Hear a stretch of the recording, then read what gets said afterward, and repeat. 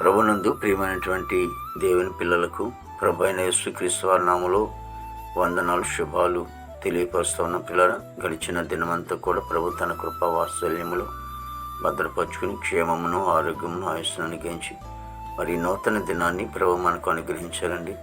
2025వ సంవత్సరము 10వ నెల 25వ దినాన్ని ప్రభు మనకు అనుగ్రహించి మరి రోజు దేవుని వాక్యం నిశ్చయముగా నేను వారి ఎడల జాలిపడి చెరలో నుండి వారిని రప్పించేదను.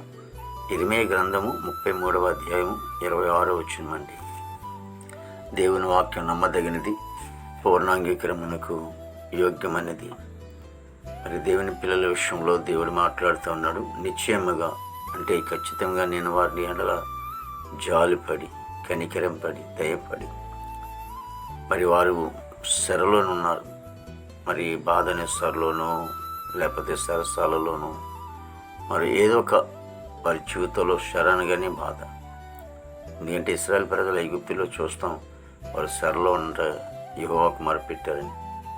కాబట్టి బాధలైన, కష్టమైన, ఇబ్బందులైన, ఒకవేళ సరసాలులైనా ఎటువంటి సమస్యలు ఉన్నప్పటికీ కూడా దేవుని సన్నిధిలో దేవుడు అంటున్న మాట ఏంటంటే వాక్యం, చెరలో నుండి వారిని రప్పించాను. ఎక్కడ రప్పిస్తాడంటే మరి వారు ఇశ్రాయేల్ ప్రజలనైతే కానాను దేశానికి వారిని నడిపిస్తూ ఉంటాడు.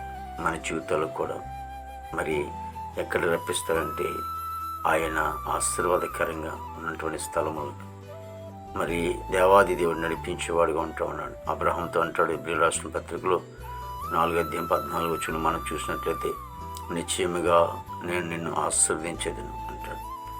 కాబట్టి దేవాది దేవుడు, మహోన్నతుడు దేవుడు మనల్ని ఆశీర్వదించేవాడు, చెరలో నుండి విడిపించేవాడు, తప్పించేవాడు. కాబట్టి దేవాది దేవుని సొంతం మనం ప్రార్థించేవాళ్ళుగా ఉందాం, ఆయనతోనే మనం ఉందాం. మహాపరిశుద్ధుడ, ప్రేమల తండ్రి, కృపలేస్తునికి స్తుతులు చెల్లిస్తున్నాం ప్రభు. గొప్ప దేవుడు, ఆశ్చర్యకరుడు, నీకు వందనాలు తండ్రి. ప్రతి కుటుంబాన్ని కూడా దీవించండి, ఆశ్రయించి లోట్లన్నీ కూడా తీర్చిన ప్రభు నీకు వందనాలు. మా భారతదేశాన్ని మీరు ఆశ్రయించి దీవించమని ప్రార్థిస్తున్నానికి స్తోత్రాలను నాయకులు, అధికారులు మంచి ఆరోగ్యంతో నింపండి. ఆయన ఇదిగో తండ్రి ప్రభు యేసునికి వందనాలు తండ్రి. ప్రభు సరిహద్దులో సైనికులు మంచి ఆరుగులతో నింపండి. ఆర్మీ బృందానికి అంతటి కూడా మంచి ఆరుగులతో నింపండి. యవన బిడ్డలను బట్టి నీ సొంతలో ప్రార్థిస్తామయ్యా ప్రభా. యవన బిడ్డలు తండ్రి, యువకులను బట్టి ప్రభా వారి చెడు వ్యసనాలకి ప్రభావాలు వాటి ప్రభా తండ్రి నాయన యువతని చెడిపోతూ ఉంటున్నారు నాయన. ఆ చెడిపోయినటువంటి జీవితాన్ని ప్రభా మరి నీరు మార్చి ప్రభా నూతనమైన జీవితాన్ని వారు దయచేసి ప్రభా నీతి మార్గం వాళ్ళు నడిపించుకొని ప్రార్థన నీకు వందనాలు. దేవతని ప్రభా యేసు నీకు వందనాలు. తన ఉద్యోగస్తులందరూ కూడా మంచి అడుగులతో నింపండి. వారు చేసిన ఉద్యోగంలో ప్రభా మీరు తోడుగుండి రాకపోకుండా సహాయం చేయమని ప్రార్థన నీకు వందనాలు.